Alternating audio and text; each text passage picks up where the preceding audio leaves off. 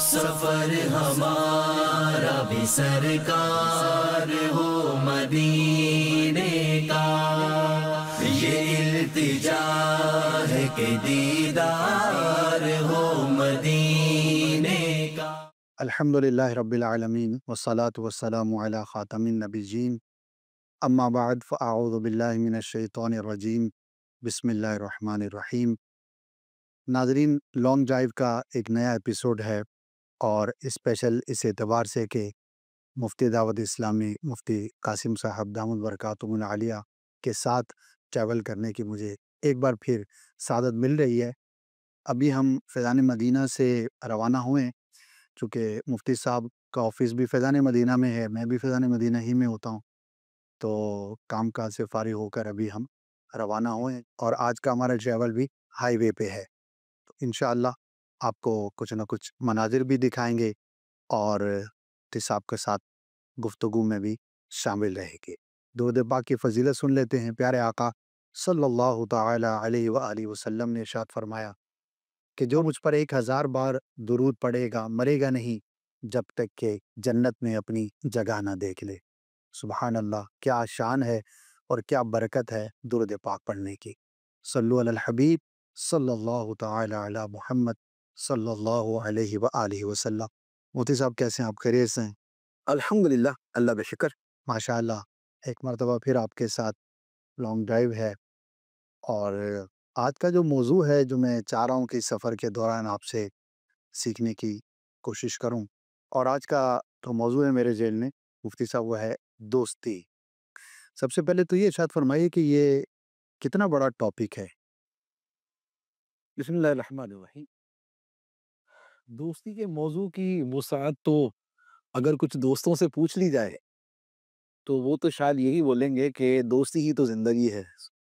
عام طور پہ جو ایک جذباتی الفاظ اور جملے اس کے حوالے سے استعمال کیے جاتے ہیں وہ اس طرح کے ہوتے ہیں، لیکن اس سے ہٹ کر جدا گانا یہ ہے کہ دوستی بہرحال انسان کی زندگی کا ایک بہت بڑا حصہ ہوتا ہے۔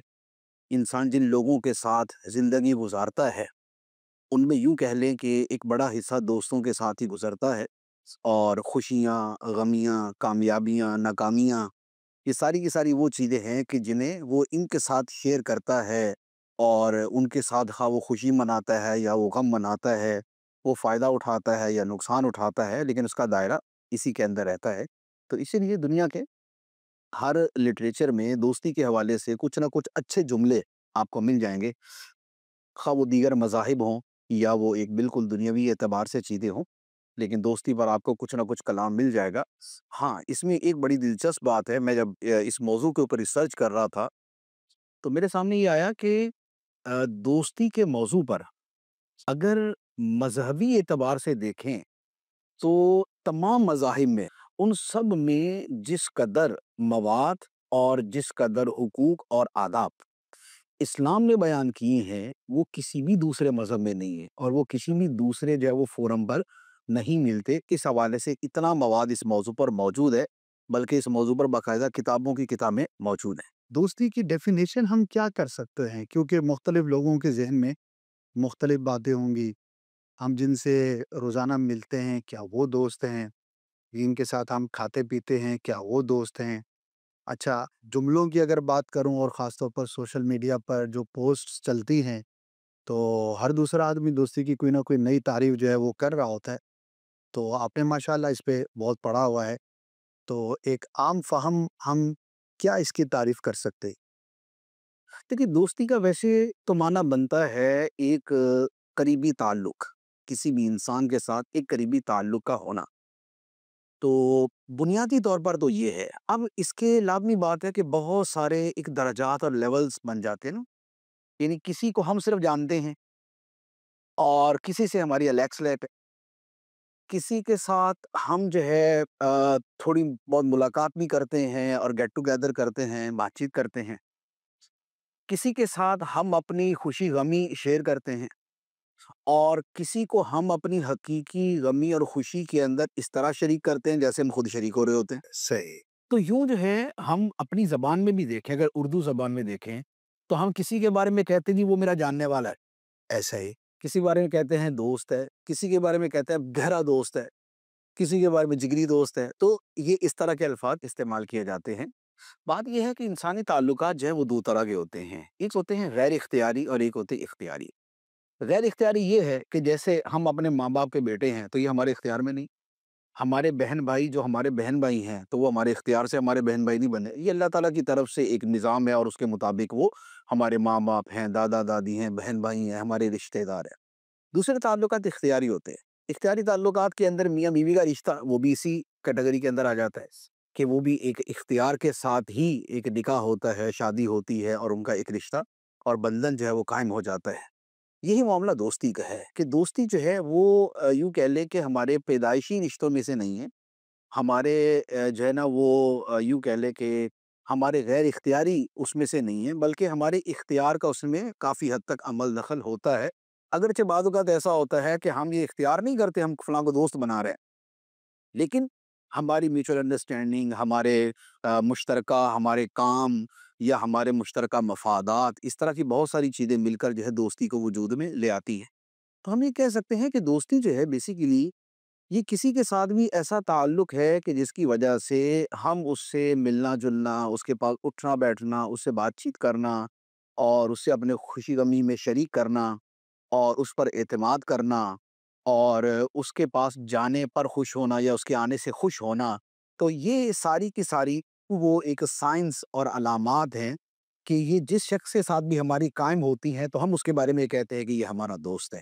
تو عام طور پہ دنیاوی اعتبار سے جو ہے وہ دوست اسی کو کہا جاتا ہے، اور دینی معنی مفہوم کے اندر بھی دوستی کی جو بنیاد ہے وہ یہی ہے. ہاں اس میں یہ ہو جاتا ہے کہ اس میں ایک ایلیمنٹ زیادہ ہوتا ہے، وہ یہ ہے کہ جو ایک دینی اعتبار سے دوست ہے تو اس میں خدا کے ساتھ تعلق سے اور نبی پاک علیہ الصلوۃ والسلام کے ساتھ تعلق جو ہے وہ ایک قدر مشترک ہو جاتا ہے کہ ہم باقی ساری چیزیں کرتے ہیں، ہم یعنی ملنا ملانا، کسی اٹھنا بیٹھنا، بات چیت کرنا اور خوشی غمی میں شرکت کرنا، لیکن ان سب کے پیچھے ایک ہمارا کانسیپٹ جو ہوتا ہے وہ ایک اللہ سے تعلق کی وجہ سے اس کے ساتھ ملنا ملانا اور یہ ساری چیزیں ہو جاتی ہیں. اس پہ مزید ڈیٹیل میں چاہوں گا کہ انشاءاللہ ہم تھوڑی دیر میں اور کلام کریں. ناظرین، اس وقت ہم لیاری ایکسپریس وے پر ہیں اور جس پر آپ پرسکون انداز پر ٹریول کرنے میں کامیاب ہو جاتے ہیں، اور یہ کنیکٹ کرتا ہے مین ہائی وے پر. چونکہ فیضان مدینہ سے قریب ہے تو ایک سہولت بھی ہے، اور اتفاق ہے کہ مفتی صاحب کے قریب رہائش بھی ہے، مجھے سعادت ملی ہے. تو یوں فیضان مدینہ ہماری رہائش اور لیاری ایکسپریس کے جو انٹرنس ہے وہ کافی قریب ہے، تو اس کا کافی ہمارا استعمال رہتا ہے. اللہ کرے اور بھی اچھے اچھے کام ہوتے رہیں اور لوگوں کو فائدہ پہنچتا رہے. مجھ سے اب دوست ہونے چاہیے، نہیں ہونے چاہیے؟ اچھا ہونے چاہیے تو کتنے ہونے چاہیے اور کس طرح کے ہونے چاہیے؟ اور اسی کے ساتھ میں چاہوں گا کہ آپ کی اپنی پرسنل ایکسپیرینس ان سب چیزوں کے ساتھ کیا ہے، کیسا ہے، اور کیا آپ دوست بنانا پسند کرتے ہیں، نہیں کرتے، کم کرتے ہیں، زیادہ کرتے ہیں؟ دیکھیں، پہلی بات کہ دوست ہونے چاہیے یا نہیں، تو اس اعتبار سے تو میں عرض کروں گا کہ دوست ہونے چاہیے. انسان کی جو نفسیات دان یعنی کہ جو نفسیات سے تعلق رکھنے والے لوگ ہیں، جو انسان کی ایک ڈیفینیشن بیان کرتے ہیں، تو اس میں یہ بھی بیان کرتے ہیں کہ انسان جو ہے معاشرتی ایک وجود ہے، وہ معاشرے میں رہنا، وہ مل جل کے رہنا پسند کرتا ہے. بلکہ خود جو لفظ انسان ہے، تو لفظ انسان جو ہے اس کے بارے میں ایک قول یہ بھی ہے کہ یہ انس سے بنا ہے. انسان انس سے بنا ہے. انس کا مطلب ہوتا ہے مانوس ہونا، دوسروں کے ساتھ تعلقات ہونا، دوسروں کے قرب کے اندر سکون محسوس کرنا. تو جب انسان انس سے بنا ہے تو گویا اس کی فطرت کے اندر یہ بات شامل ہے کہ یہ دوسروں سے انسیت رکھے گا. بلکہ حضرت آدم علیہ الصلوۃ والسلام کو جب پیدا کیا گیا تو آپ تنہا تھے. جب تنہا تھے تو آپ کو اس سے وحشت ہوئی، تنہائی سے. تو اللہ تعالیٰ نے حضرت حوا رضی اللہ تعالیٰ عنہا کو پیدا فرمایا، اور پھر اس کے بعد آگے سارا سلسلہ جاری ہوا. تو انسان جب بھی تنہا ہوگا تو اکثر و بیشتر یہ ہوگا کہ وہ وحشت، تنہائی اور ایک بوریت اور ایک بیزار پن محسوس کرے گا. لہٰذا ان تمام چیزوں کا حل جو ہے وہ دوستی میں ہوتا ہے کہ انسان اپنے دوستوں کے ساتھ جب بیٹھتا ہے، ملتا ہے، بات کرتا ہے، تو اس کی جو ایک اندرونی جذبات کی تسکین ہے اور اس کے جو سٹریس اور اس کے دباؤ کی جو کا علاج ہے وہ ان چیزوں سے ہو جاتا ہے۔ تو اس اعتبار سے دوست ہونا چاہیے۔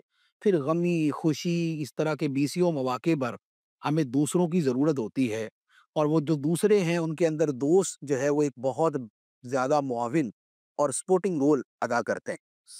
اچھا، دوسرا دینی اعتبار سے بھی اگر دیکھیں نا، تو جیسے احادیث میں اور آیات میں باقاعدہ ایک دوستی کے حوالے سے ایسی چیزیں ہمیں ملتی ہیں کہ جو بتاتی ہیں کہ دوستی، اچھی دوستی ایک دین کا مطلوب اور دین کی ایک پسندیدہ چیز ہے۔ اب اس کی پہلی آپ مثال لے لیں، قرآن پاک کی آیت مبارکہ ہے والمؤمنون والمؤمنات بعضهم اولیاء بعض، کہ مسلمان مرد اور مسلمان عورتیں یہ ایک دوسرے کے دوست ہیں۔ سبحان اللہ، یعنی جو مسلمان مرد ہیں وہ مسلمان مردوں کے دوست ہیں، جو مسلمان عورتیں ہیں وہ مسلمان عورتوں کی دوست ہیں۔ اور آگے ساتھ ہی بیان فرمایا کہ یأمرون بالمعروف وینہون عن المنکر، نیکی کا حکم دیتے ہیں اور برائی سے منع کرتے ہیں۔ تو اب آپ دیکھیں کہ مومنین کو باقاعدہ اسی دوستی کے لفظ کے ساتھ اللہ تعالیٰ نے قرآن پاک میں بیان کیا، تو یہ ان کی خوبی، ان کے وصف اور ان کے ایک کمال اور ان کی زندگی کے ایک بڑے پارٹ کے طور پہ اس کو بیان کیا گیا۔ تو اس کا مطلب یہ ہوا کہ یہ ایک ایسی چیز ہے کہ جو اللہ کی بارگاہ میں پسند ہے اور جو ہے دینی اعتبار سے ایگزسٹ کرتی ہے۔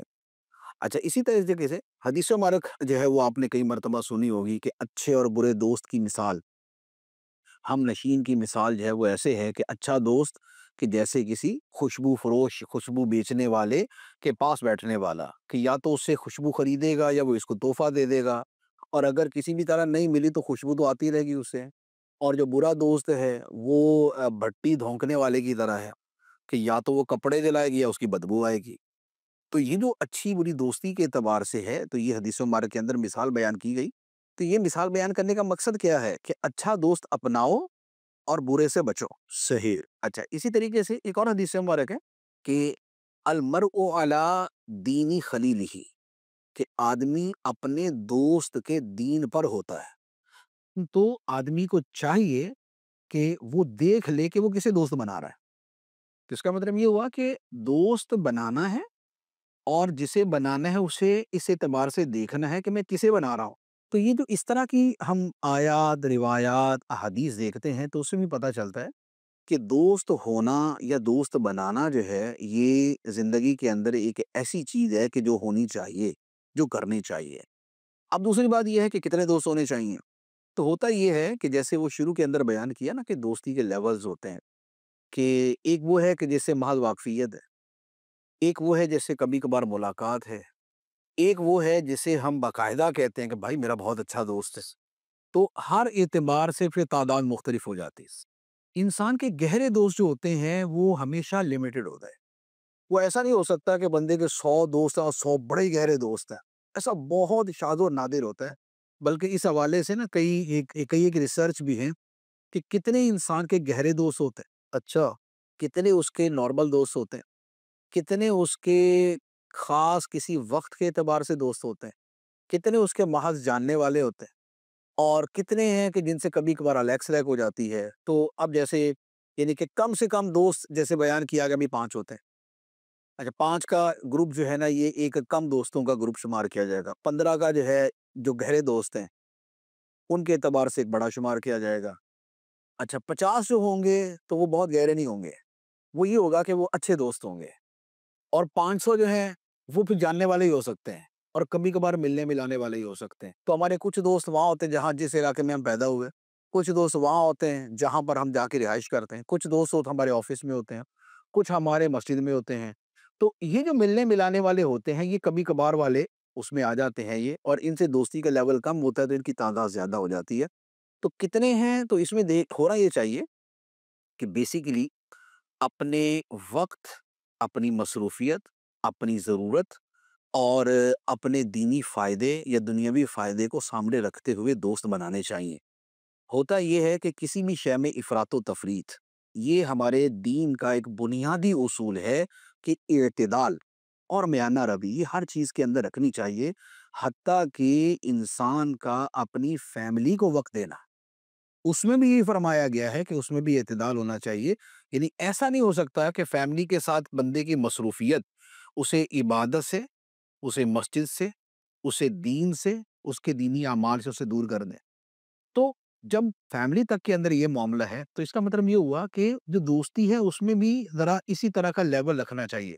بلکہ اس حوالے سے ایک بڑا پیارا فرمان ہے حضرت مولا علی شیر خدا رضی اللہ تعالیٰ عنہ کا، اور بعض محدثین نے فرمایا کہ حدیث مرفوع ہے، یعنی کہ نبی پاک علیہ الصلوۃ والسلام کا فرمان ہے۔ وہ فرمایا کہ احبب حبیبہ کا حونما عسا ان یکون بغیدہ کا یومما، کہ جس کسی سے دوستی کرو تو تھوڑا سا خیال کرتے ہوئے، لحاظ کرتے ہوئے دوستی کرو، ایسا نہ ہو کہ کسی دن وہ تمہارا دشمن بن جائے۔ اور ساتھ ہی فرمایا کہ وہ ابغض بغیضہ کا ہونما عسا ان یکون حبیبہ کا یومما، کہ کسی سے دشمنی بھی اگر رکھو تو اس کو بھی اس طرح کی رکھو کہ ہو سکتا ہے کہ کبھی وہ تمہارا دوست بن جائے۔ تو ایسا نہیں ہے کہ دوستی کے اندر ایسا کچھ کیا جائے کہ دشمنی کے بعد جو ہے پھر وہ تباہی بربادی اور نقصان کا سبب بن جائے، اور دشمنی کے اندر اس حد میں آگے چلے جائیں کہ پھر دوستی کا امکان بھی ختم ہو جائے، یا کبھی دوست بن بھی جائے تو جب بھی وہ بات آئے یا وہ یاد آئے تو بندے کو شرمندگی اٹھانی پڑے۔ تو اعتدال جو ہے کسی ایک فرد سے دوستی ہے اس میں بھی ہونا چاہیے، یعنی کہ فرد سے دوستی کی نوعیت کے اعتبار سے اعتدال ہونا چاہیے، اور افراد کی تعداد کے اعتبار سے بھی اعتدال ہونا چاہیے۔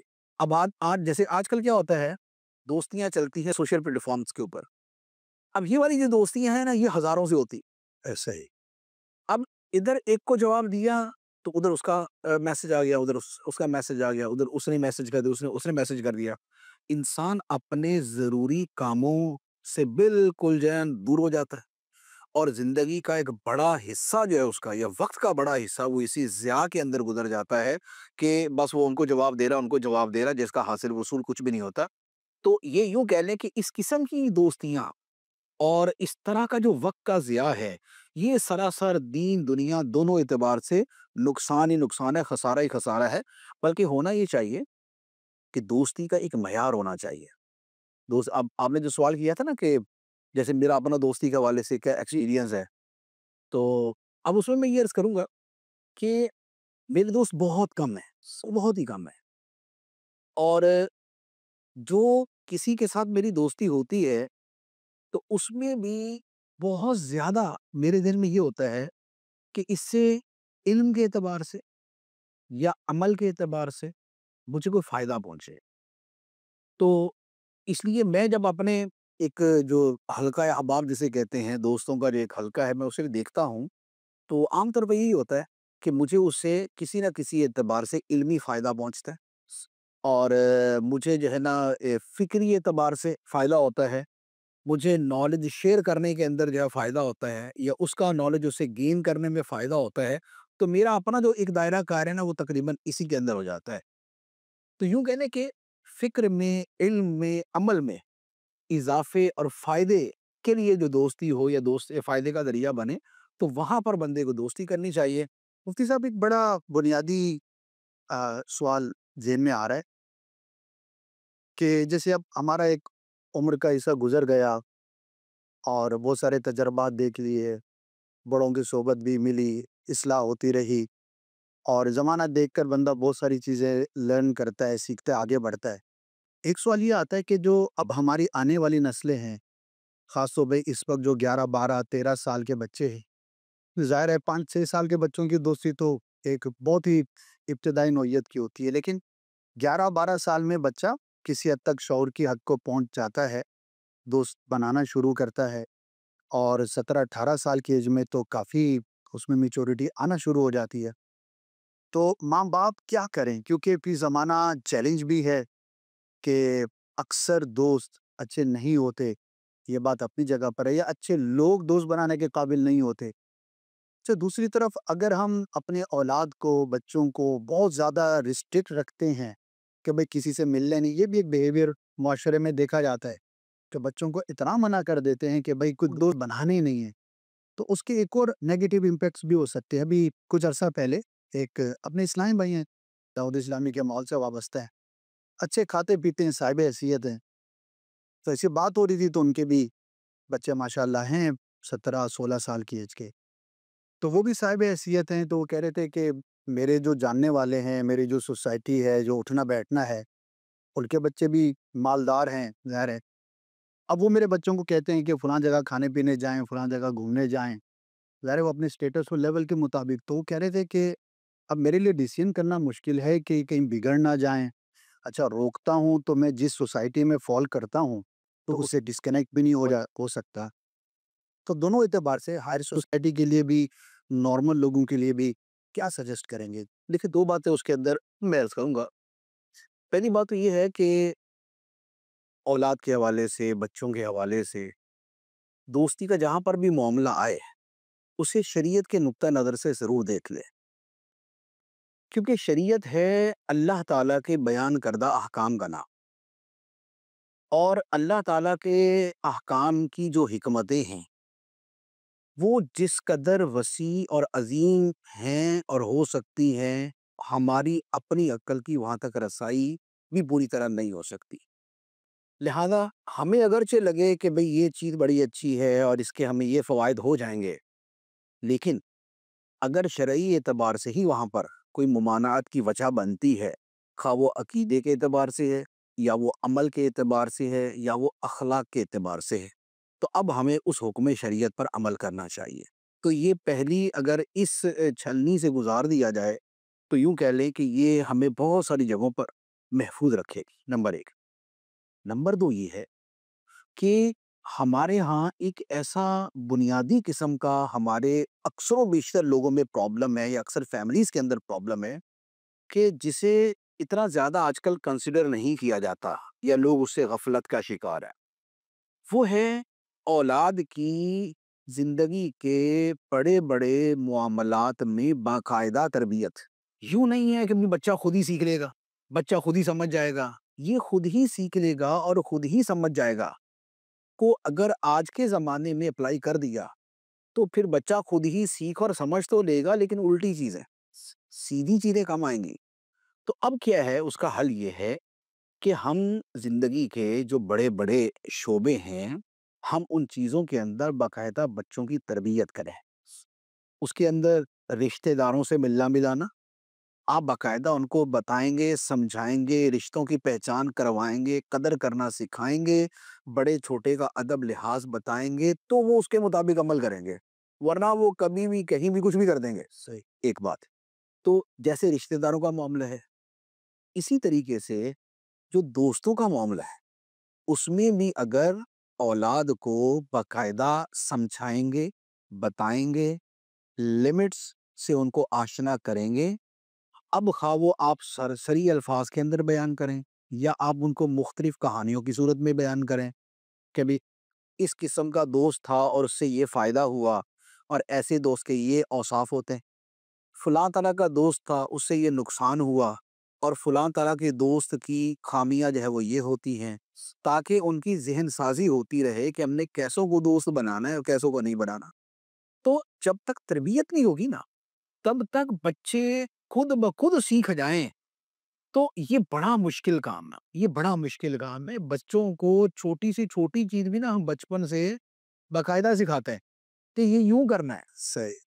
تو اب یہ جو دوستی ہے اور یہ تعلقات ہیں یہ تو ایک بہت بڑے لیول کے معاملات ہیں، تو ان میں بھی تربیت اسی انداز کی ہونی چاہیے. صحیح. اچھا تیسری بات یہ ہے کہ سمجھانے کے بعد اب بندہ بڑی ذمہ نہیں ہو جاتا، اب اس کے بعد چیک اینڈ بیلنس رکھنا پڑتا ہے. ہم یہ نہیں کر سکتے کہ ہم نے چند چیزیں بتا دی ہیں اور اب یہ سمجھیں کہ اب بچے جو ہے وہ فوجی ڈسپلن کے اعتبار سے جو ہے نا اس کو فالو کریں گے اور کبھی بھی رائٹ لیفٹ یہ ہرگز نہیں ہوگے. ایسا نہیں ہوگا، بلکہ یہ چیک اینڈ بیلنس جو ہے یہ مسلسل رکھنا پڑے گا. تو اب چیک اینڈ بیلنس کے اعتبار سے اب یہ سمجھ رہے ہیں کہ خود بچوں سے یہ باقاعدہ پوچھا جا سکتا ہے کہ بھی آپ کے دوست کون؟ صحیح. ٹھیک ہے. اچھا اگر بچوں کے پاس موبائل ہے تو ان کے وہ موبائل کے دوست اور نمبرز وغیرہ جو ہے وہ دیکھے جا سکتے ہیں. صحیح. کس قسم کے افراد کو دوست بناتا ہے. اچھا جن سے دوستی ہے ان سے اگر ملاقات ہو سکتی ہے تو ان سے ملاقات کر کے باقاعدہ دکھا دے کہ جیسے اگر لڑکے ہیں تو باپ جو ہے وہ اس کے دوستوں سے ملاقات کرے اور دیکھے یہ کیا ان کا مائنڈ سیٹ ہے، کیا انداز ہے، کیا لائف سٹائل ہے۔ اچھا اگر بچیاں ہیں، لڑکیاں ہیں، تو ماں جو ہے وہ اس کی ان دوستوں کو دیکھے اور وہ یہ سمجھے کہ بھی کس طرح کی ہیں، ان کا مائنڈ سیٹ کیا ہے، ان کا لائف سٹائل کیا ہے۔ تو یہ تین چیزیں ہیں۔ پہلے نمبر پر تو اولاد کی دوستیوں میں شریعت کے احکام کو آدمی جانے اور امپلیمنٹ کرے۔ دوسرے نمبر پہ ان کی تربیت کرے اور یہ تربیت کا پروسیس مسلسل جاری رہے۔ یہ ایسا نہیں ہے کہ 1 مہینہ 2 مہینے 6 مہینے سال کے بعد اب اس کو پوری زندگی کے لیے اس سے بڑی ذمہ ہو جائے، ایسا نہیں۔ وقت کے ساتھ ساتھ بندہ نئی نئی چیزیں سیکھتا ہے یا اسے ریمائنڈ کروانے کی ضرورت پڑتی رہتی ہے۔ تو یوں جو ہے وہ اس کو جو ہے ریمائنڈ کرواتا رہے اور اس کی میموری کے اندر سے تازہ کرتا رہے۔ اس کے بعد بھی چیک اینڈ بیلنس یہ برقرار رکھے، ان بچوں کو بھی پتا ہو کہ ہماری ان چیزوں کو نوٹس کیا جا رہا ہے، اور خود آپ کا اپنا عمل بھی باقاعدہ یہ ہو کہ آپ اس کے اوپر جو ہے وہ باقاعدہ نظر رکھتے ہو۔ تو اگر اس انداز کے اندر لے کے چلیں گے نا تو پھر یہ جو برے دوستوں کی صحبت اور اس سے بچنا اور اچھے دوستوں کی صحبت اور اس میں رہنا، پھر یہ ساری چیزیں اچھے طریقے سے چلتی رہے۔ ناظرین، ہمارا ٹاپک چونکہ کافی وسیع ہے اور جہاں ہم ٹریول کر رہے ہیں اس میں ابھی کافی فاصلہ بھی باقی ہے، تو ایک ایپیسوڈ کو ہم یہیں پر کلوز کرتے ہیں۔ امید ہے آپ نے بہت کچھ سیکھا ہوگا۔ انشاءاللہ عز و جل نیکسٹ ایپیسوڈ میں اس کو دوبارہ کنٹینیو کریں گے، نئے سوالات ہوں گے، وہ بھی ضرور دیکھیے گا۔ صلو علی الحبیب صلی اللہ علی محمد صلی اللہ علیہ وآلہ وسلم۔ سفر ہمارا بھی سرکار ہو مدینے کا، یہ التجا ہے کہ دیدار